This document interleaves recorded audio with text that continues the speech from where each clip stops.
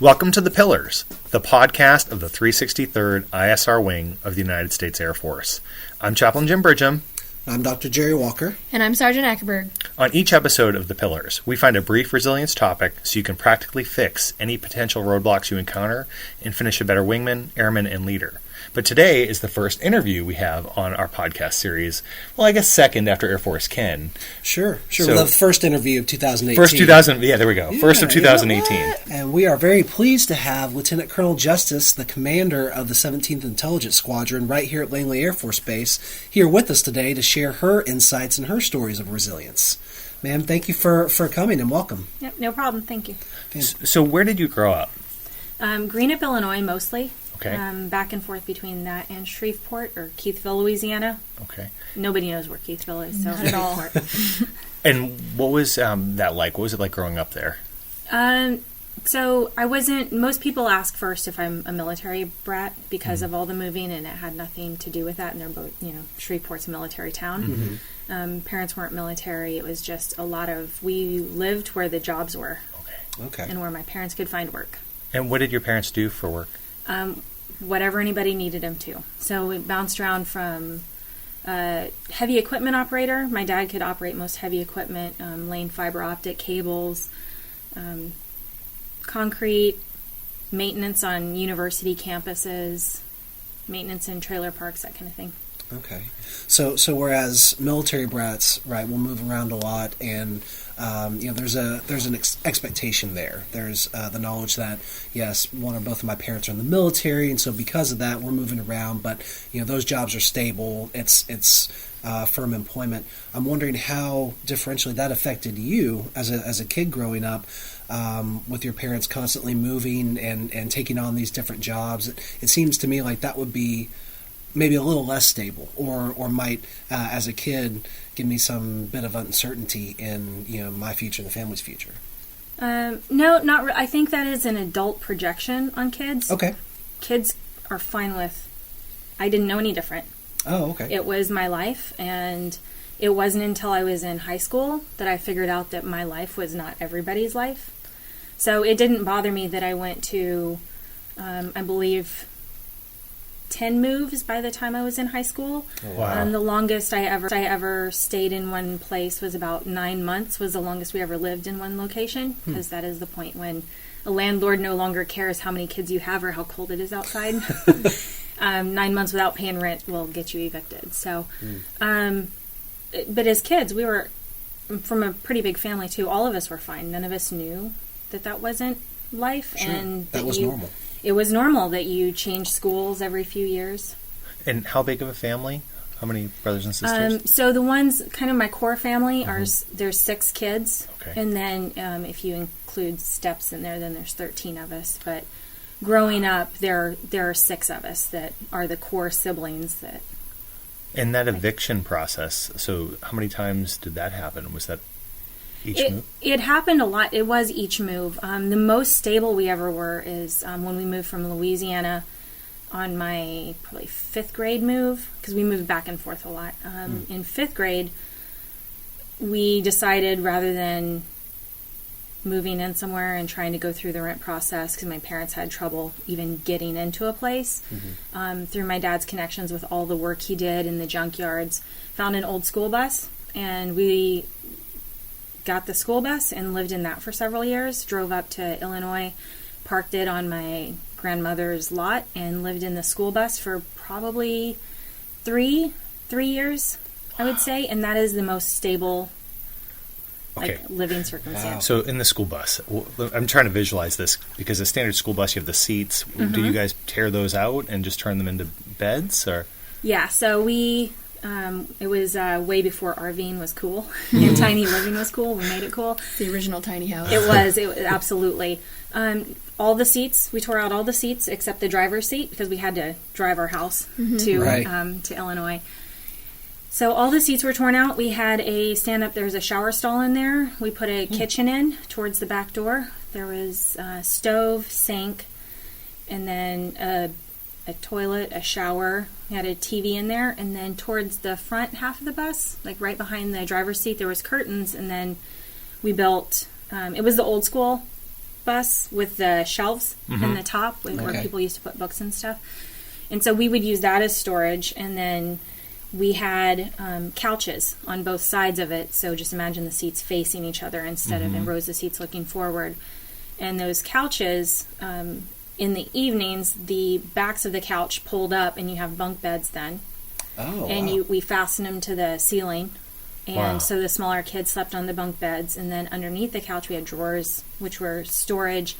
And one of them, kind of like a trundle bed, would pull out and make another bed. So we'd put 2 kids on the top of each bunk bed, and then my parents had each of the ones below, and then the 2 youngest kids would sleep on the floor, would pull out a mat, and they'd sleep there. So at that time there were 5 kids, and then the two parents in the bus. That was 3 years. At what ages were you during that time? 5th, 6th, and 7th grade. 5th, 6th, 7th grade.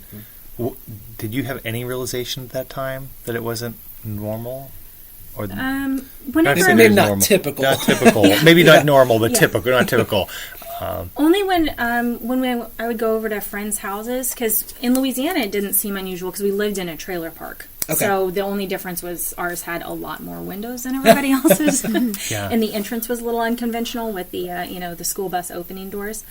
But other than that, I would say probably around the 6th grade time frame, because the school bus picked us up in front of the school bus.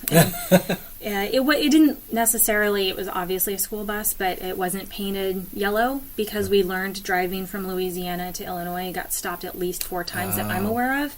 It is illegal to drive a bus that color. I didn't know that. And so when we finally got to Illinois, we painted it beige. And that's why church buses are never yellow. It's illegal for anything other than a school to... I never knew this. We are full of random facts on this trip, on our podcast today. So what was your relationship like with your siblings growing up? I would say this is probably about as typical as it gets. It was different. It depended on the sibling. Okay. The oldest sibling, we kind of all just didn't really... None of us were really close. I was closest to my brother that is 1 below me. There's about an 18-month difference between us. And it's a standard family. He's who I was closest to, but I wasn't who he was closest to. His closest relationship was our other brother that was younger than him. That's amazing. So you went from growing up there in this very transient situation, and then you went to college? I did. And I was the first one in my family, aunts, uncles, cousins, siblings that went to college. Yeah.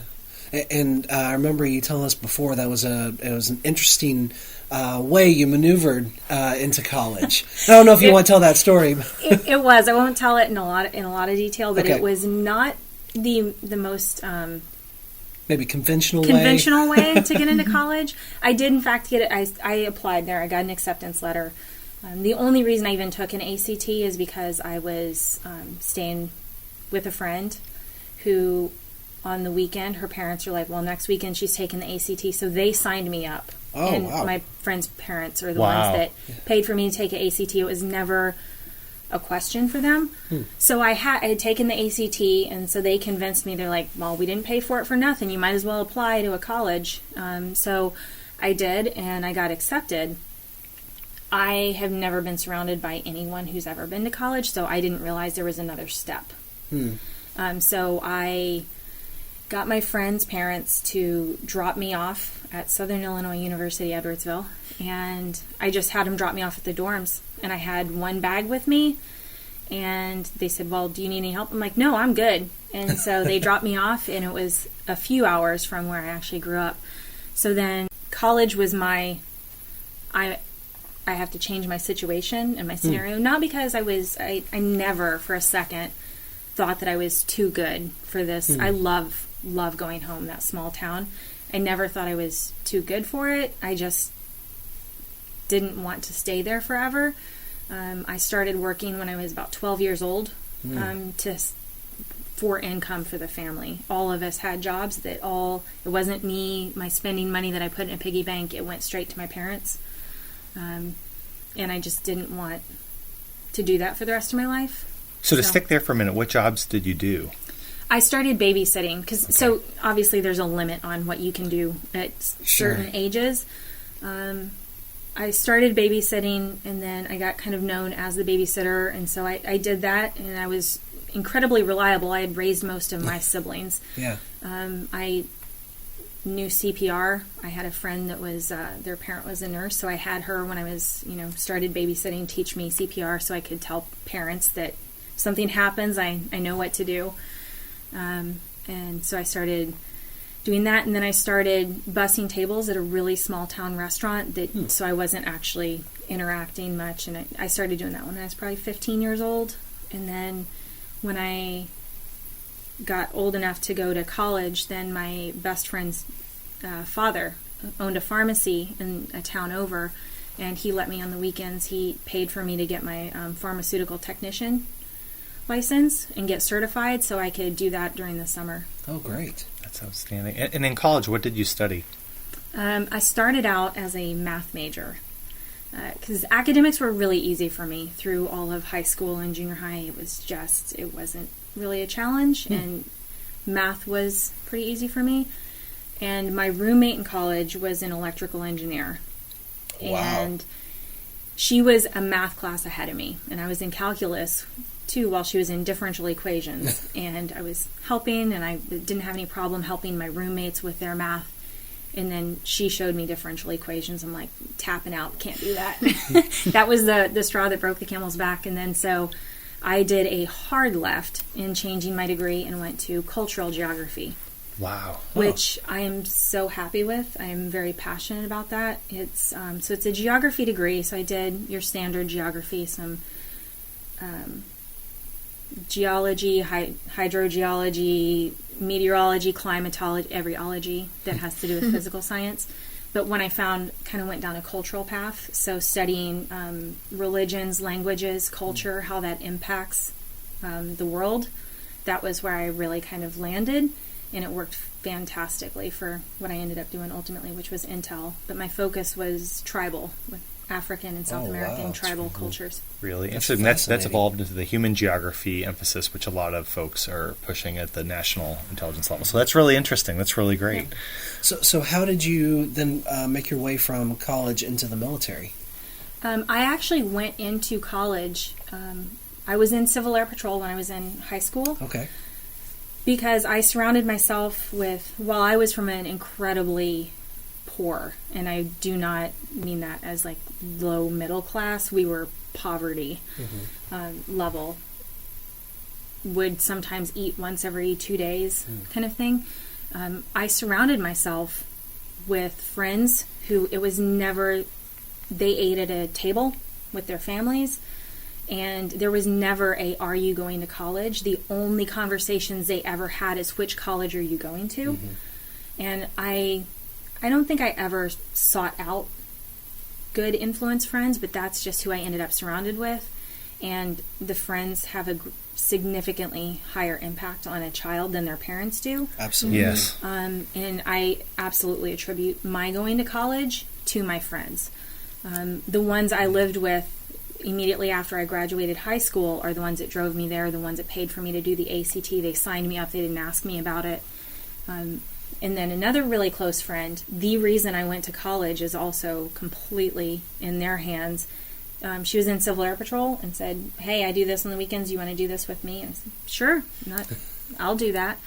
And through Civil Air Patrol, one of the cadre there knew somebody in ROTC, ROTC cadre at Southern Illinois University. So got a hold of him and said, if you want to go to college, then this is one way you can do it, because I know you can't afford it. So it was Civil Air Patrol, a retired lieutenant colonel from the Air Force, knew an active duty major who was working in a ROTC detachment, that he filled out all the paperwork for me, got my information, and submitted it for me. Outstanding. So just to add to that, one of the reasons I believe I'm not in jail or dead is because of Civil Air Patrol growing up. From where I grew up, it's part of my story. So for those listening, if you are interested, even if you separate from the Air Force, whether it's retirement or separate, I highly recommend you look at this program, just from at least 2 people here today who've been impacted by that program very positively. Colonel Justice, one of the things that stood out to me about your story is You said you're very positively impacted by the people with whom you surrounded yourself. And so perhaps I heard you posit, had it not been for some of those people and their influence on you, you might not have gone that direction. And who knows? Maybe you hadn't been in Civil Air Patrol, or maybe the idea of going to college just wasn't at the forefront of your mind, and so things might have turned out very differently. And it's interesting because clearly you had the potential to excel in that situation, and now of course in your current job. But the main influence was not your test grades. It wasn't your upbringing or the circumstances of your family. It was the people that you surrounded yourself by. And we've talked about that before, how essentially we sometimes in our adult lives are an average of our 5 main friends or primary contacts. And Chaplain, can you speak more to that? Yeah, absolutely. We become the average of the 5 people we spend the most time with. Okay. And generally those people are not bringing you're not bringing people maybe that are down up necessarily. They're bringing you down. So it's important to pick and cultivate those friendships very carefully. And so for those listening, if you are picking friends, and sometimes we have to, I don't say cull friends, sounds like we're watching a really bad movie, but I'm saying we have to pick those people you want to surround yourself with. If you can't find them, you can cultivate them by adding podcasts or audiobooks in and kind of receive that mentorship as well. But I'd highly encourage you to make sure you're surrounded with people who help to bring you up in any way, shape, or form. Because that influence happens sometimes without us even realizing it. Absolutely. And I see this all the time. Not to dig too much into this, but on the clinical side, especially when I was working with alcoholics and addicts, their main social group, I don't want to call it a social support group, but were other people who used in a similar manner as they did. And that was their normal. And so when they tried to go through rehabilitation and recover from those illnesses, they had to cut off those people because that influence was going to remain unless they made the decision that they need to seek a new sphere of influence. And so if we want to bring ourselves up, we've got to seek out those people who are perhaps already operating at that high level. And it's not just a mentor. It's the people who can fill your head with ideas and with a new level of normal. That's going to help raise you up. So in college, what other activities did you do? You had ROTC, you had a class load. Was there anything you gravitated towards in college? I ran a lot because I was in cross country, in track and basketball when I was in high school. So the running was just natural. I gravitate towards team events, but in college I got that from all the ROTC. The ROTC fulfilled that for me, and I actively needed to do something that was kind of me time because I'm an introvert, so I can interact with people. I don't have any problems socially interacting with people. It just emotionally taps me out. Sure. And so then I have to go, okay, how do I deal with this? So I found a few friends to run with, and because it just carried on from that. I'm not fantastic at it. I'm not a great runner, but I find enjoyment in it, so it kind of gives me quiet time to think. I've never been one that runs with headphones on and all of that, because then I start focusing on the music and not really my thoughts. My commutes, I listen to music because it kind of helps me zone out, but every now and then I have to dedicate time to go, actively think. And the way I do that is when I'm working out and running. It helps me actively and intentionally think about something that you either want to do or that you think you could have done better. And that's where I either replay my day and go, we need to readdress this tomorrow. I didn't do that the right way. That's outstanding, and that's something we recommend to folks all the time. Find whether you're an introvert or extrovert, find some way to recover and process through your day. We get an unbelievable amount of information every day that come at us, whether it's human interaction or computer interaction or virtual interaction with folks over chat or whatnot. We have to find a way to process, and we have a large number of introverts, frankly, on the intelligence side. So suggestions like running or meditation, mindfulness, all those things to spend time to help process so that you don't lose all your energy. You need to replenish that every day. Okay, so moving on. So in college, you moved to the Air Force. Did you start in Intel then? I did. Intel was in the top of my list, and I was grateful for it. I qualified as pilot on the AFOQT, the pilot and nav, one of my would say my academic strength is logical thinking and being able to visualize. So I kind of scored incredibly high on the pilot and nav. So they tried to, multiple people tried to push me in that direction, and it just, I've never been driven to be successful because somebody else thinks this is how you're successful. In the Air Force, you need to be a pilot to be successful. I wasn't passionate about it. I didn't see how that was going to tie to what I was passionate about, which was culture, language, religion, studying people, interacting with people. So Intel seemed the way to do it. And again, to the influence, one of my cadre was an Intel officer. That's really interesting. So talking to him and him being able to tell me these are some of the jobs I've had, the geopolitical analysis side of it seemed really interesting to me. So that is how I got in Intel. Okay. So it was a first choice, and it's what I got picked up for. Okay, so Goodfellow is obviously part of it, but what was your first assignment? Aviano. Rough. Italy. Yeah. Followed by Cadena. So before, spoiler alert. Goodness. Pretty. And maybe in your first few assignments, what are some things you learned about yourself? That I was strong enough to be alone. I because I'd never been alone. Putting 7 people in a school bus does not allow for much alone time and privacy, and which is partly why I think I run again too, because there was never grew up with here's a room that you can sit in by yourself. Here's your own room. I've never, until I was a second lieutenant, I'd never been in a room by myself. Wow. Because I went into college with roommates. I grew up with 3 or 4 roommates, so we never had quiet areas to just focus. So I think that's part of why running kind of cropped up as well. So I think that it was probably the most important lesson I learned in my, has nothing to do with professional development, obviously, but just personally, that I could be alone and it was okay. Well, in my opinion, our personal development totally impacts our professional success. And sometimes we neglect that personal development thinking we can make up for it with achievement. But it's those lessons we learn, sometimes consciously, sometimes subconsciously, learning how to take care of your siblings in a closed place. I'm sure that there were challenges. I mean, I have kids who argue in the living room setting that's everything's right. I'm sure there were arguments and challenges to learn how to navigate that, then moving into the collegiate environment. And then, honestly, moving that far away from home had to have been difficult. Because I'm thinking 3 hours away from family and the small town atmosphere, and then this great assignment, but to be by yourself, I could imagine that could have been hard. It absolutely was. And I very quickly, the benefit of overseas assignments is that it's a significantly tighter community. So it almost felt like being in college and what it was like for me to be at home, because you very quickly find the group of single CGOs. And we did stuff together. We, in the summer, had down in Lignano, a beach house that 10 of us went in on, completely affordable to rent a house for 5 months. And at any given weekend, there were only 3 or 4 of us that could, because nobody could go every weekend. And then in the wintertime, we did the same thing in Cortina, got a ski house in Cortina. So you go in with this group. So there was a core group of friends that I did a lot of traveling with. So I was never actually alone.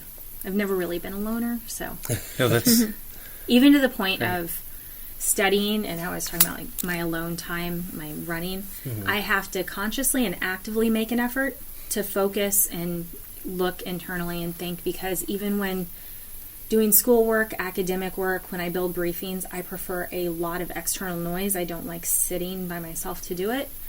At home, I'll turn on the TV. I don't need it to be anything, but growing up with just constant activity, I can't focus in quiet. So, what advice would you give to someone looking for a community? So let's say that person, they're first time away from home and they're trying to connect with other people. What advice would you give them? You can either opt for finding people who enjoy the same things as you, and bases offer a lot of those clubs, those communities. I tended towards, and again, it was an active, I think a very conscious choice, I specifically seek out people who do different things than me.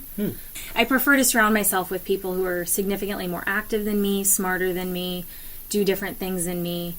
When I was stationed in Aviano. I had never been to a beach in my life. So somebody said beach house. I was like, yep, I've never done that. I've never been anywhere. I'm from Illinois and Louisiana. They are not known for their mountains nor the, winter sports. So the ski house in Cortina, I'd never been on a set of skis or anything in my life. So I was like, I'm going to try snowboarding.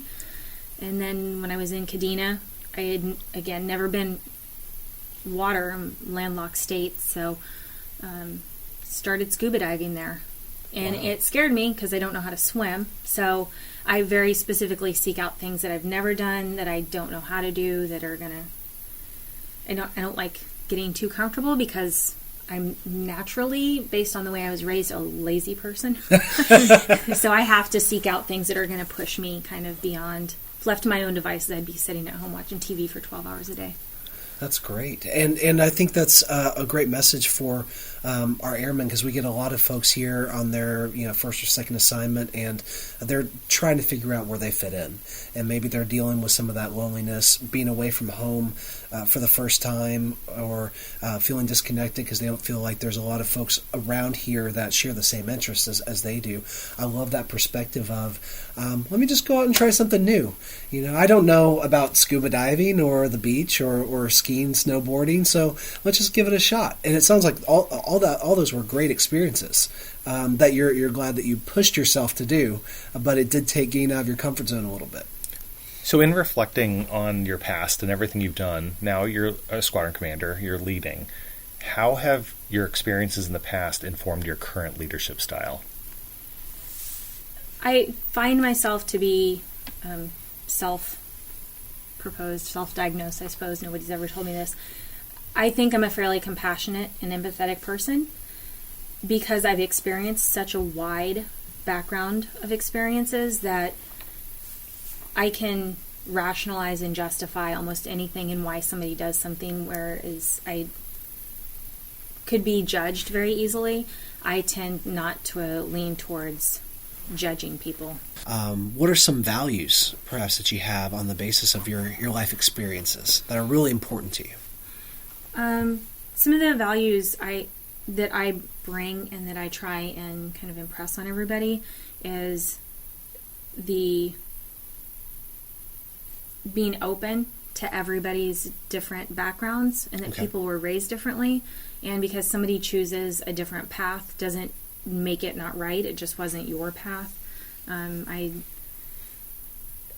have a very visceral reaction to judgment that people have made. When you were talking about dealing with people who have been addicted to things, I think there's a tendency to want to judge people who have made those choices, and to judge and think that they are in fact choices. Some people end up in bad places and make decisions that weren't actively. I guarantee nobody graduates high school going, what I want to do? I want to get kicked out of the Air Force. I want to... Right. People don't make those decisions, and when someone makes a misstep, to have the compassion to go, let's fix it. And if it does in fact end in separation from the Air Force, a discharge, be it a choice or not a choice, helping that person to go, this isn't the end of your life. Let's figure out what you're going to do now. Get back on the rails, fix it. Death is really the only thing you can't come back from. Right. No other choice that you make is irrevocable. So you can always get back on the rails. So just an open mind in leading people and not being judgmental of when people make bad choices. I love it. I think that's a great lesson for all of us, whether you're leading a unit or whether you're a brand new airman, to remember that we're all people, we all err, we all make mistakes, and we really have to understand try to understand what's going on with somebody and where they're coming from, rather than just try to analyze them or things that they do based on our own subjective experiences. That's great. Well, we've got one more question for you, and this is something we like to ask all of our guests. If you had a billboard that you could put all over the country, and it could say one thing, what is that message that you would like to convey? Kind of a little bit, not really billboard. Okay. It's kind of 2 sentences, really. Life's not fair. Some of us have to work harder than others, and it's okay. I like that. It's a good message. That's fantastic. Well, I think that's a good place to wrap up. Colonel Justice, thank you so much for coming, and thank you all for listening to The Pillars, the podcast of the 363rd ISR Wing of the United States Air Force. I'm Dr. Jerry Walker. And I'm Sergeant Ackerberg. And I'm Chaplain Jim Bridgham.